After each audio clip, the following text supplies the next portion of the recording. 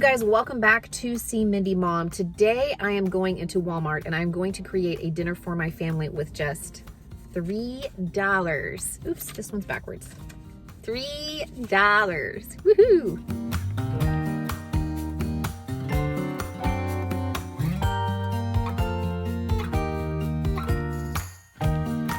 You guys really like these budget dinner videos, and I like doing them for you.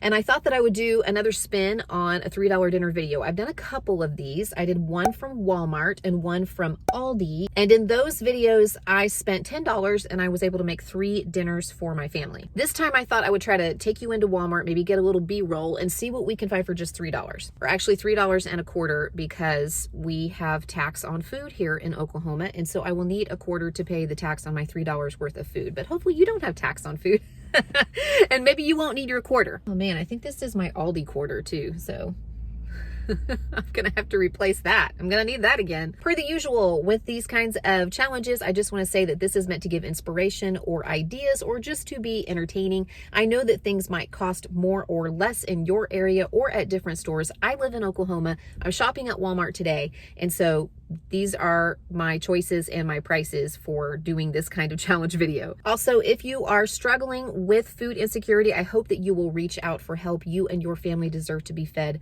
So please check with your local churches, your local schools, your health department, fire department, police department, dialing 211 to see what kinds of resources are available in your area. You and your family deserve to be fed. All right, let's go in.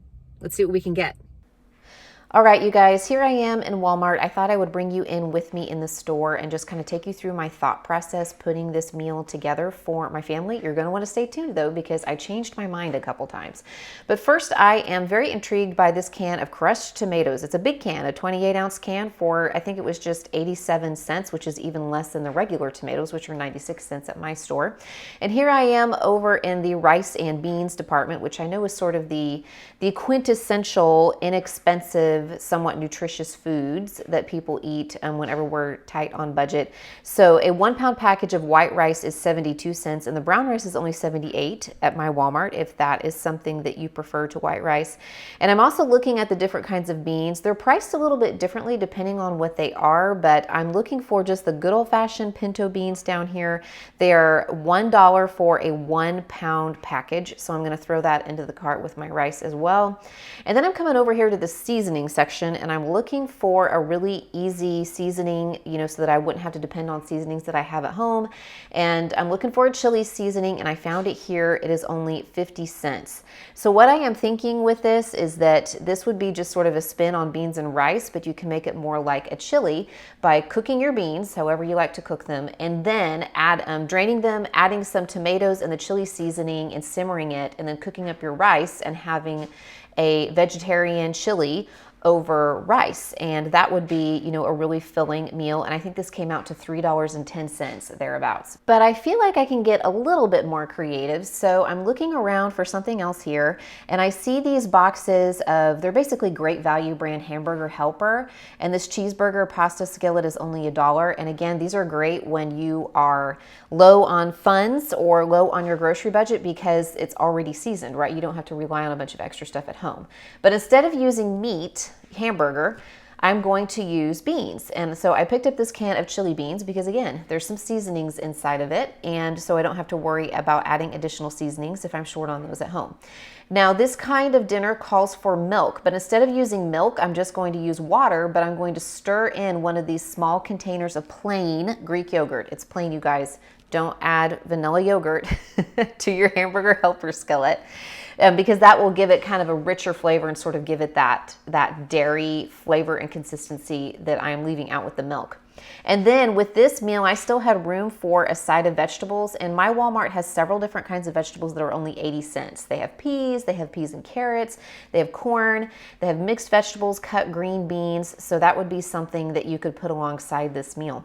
So like I said, I would just follow the box directions for the packaged dinner, the pasta dinner, but instead of using ground beef, I would use the chili beans, and I would leave out the milk and just use water and stir in that Greek yogurt, and then you could either stir in the vegetables and make it like a one-pot dish, or you could serve them on the side.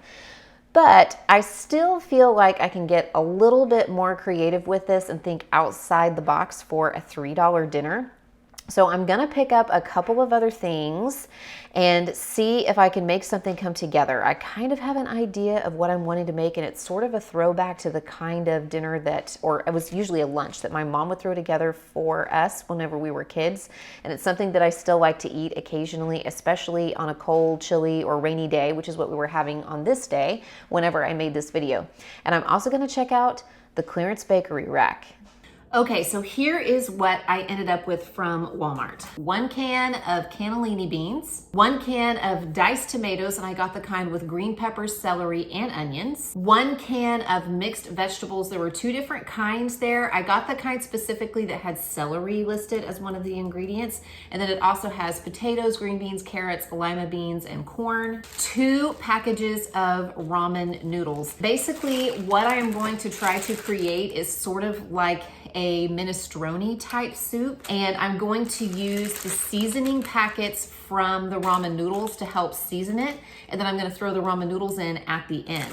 And I know that sounds kind of odd, but this is actually a trick that my mom used to use when we were growing up to stretch a can of soup. She would make a big can of soup, put a little extra water in it, and then she would add a brick or 2 of ramen, and it would stretch to feed more people. And in fact, to this day, kind of a guilty pleasure for me is like a can of vegetable beef soup with some ramen noodles in it. I still really enjoy that. And sometimes I crave it, especially when I'm sick or like in the wintertime. But when it comes to soup, I feel like the key to good flavor is to let it simmer as long as it can. Not boil, but simmer, because then the flavors kind of mingle, and I feel like it just makes it taste better. So what I'm going to do is actually throw these 3 cans of things into the crock pot, along with a few cans full of water. Probably I'll just fill each can up and dump it into the crock pot. And then I'm going to add just the seasoning packets from the ramen noodles. Don't add the ramen noodle bricks at the beginning. You don't want to do that until the very end when you're just about ready to serve it. I still had money in my budget left, so I went over to the discount bread rack that they have at Walmart, and at various Walmarts it's located in different places,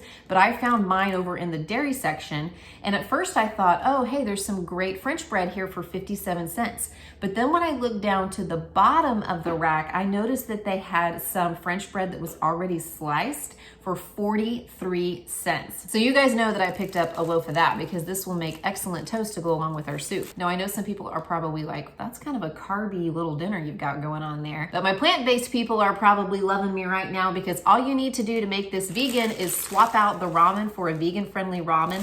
Or if you want to, you can season it yourself, add extra water, and you can pick up one of those little packages of pasta that I find in the Hispanic section that are 27 cents. And then you could make this a completely plant-based meal. And I usually get people asking me about the protein as well, and sometimes not in like a mean way. They're just like, hey, where's the protein in that meal? And there is protein in all different kinds of foods, not just meat and dairy. And you might be thinking, well, that banana only has a couple grams of protein, and those tomatoes and those green beans, that broccoli, it's only a few grams of protein. But if you eat a lot of vegetables, if you are eating beans, if you are eating pastas and breads, you are picking up protein, because there are protein in those things. For instance, these little packages of ramen, there's 8 grams of protein per serving, and there's 2 servings per container. So there's 32 grams of protein in these ramen noodles altogether. Even bread has protein in it because it's made with flour. And whenever I was doing my most recent budget video where I did like a $10 eat for a week video, I bought flour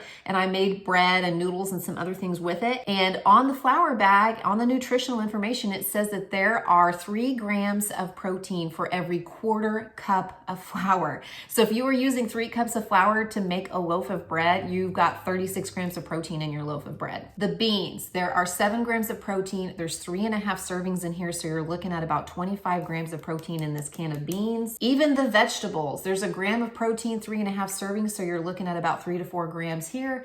And then there's another 3 to 4 grams in this can of vegetables. And all of that adds up across a meal. And along with all of the fiber that you're getting from the beans and the vegetables and the greens, it's gonna make for a pretty filling, satisfying meal, even if you don't have dairy or meat present. So I'm gonna get this going in the crock pot, and then we'll see how it all turns out. And I forgot to tell you guys what my total was. Even with tax, it was $2.92. I didn't even need my quarter. My Aldi quarter lives to serve another day. Woohoo! My soup has been simmering for several hours on low now, so I'm just gonna add my bricks of ramen. And I went ahead and turned the crock pot off. These will cook just fine in this hot soup in just a few minutes, and then it will be ready to serve. Gotta get all the crumbs in there too.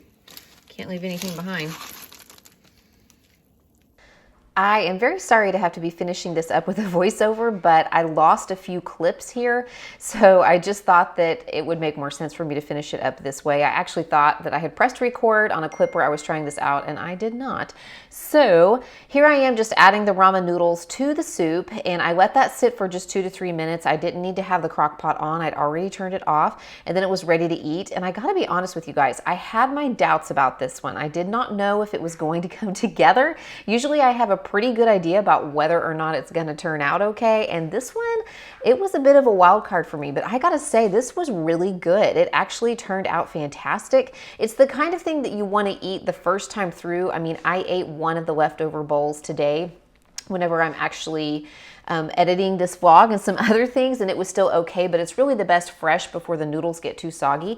But this was really good and flavorful, and it did taste like kind of like a minestrone soup or like a canned vegetable soup. It tasted very much like the one that my mom used to make with the canned soup and the ramen noodles in it. So it was really good on a chilly, cool night.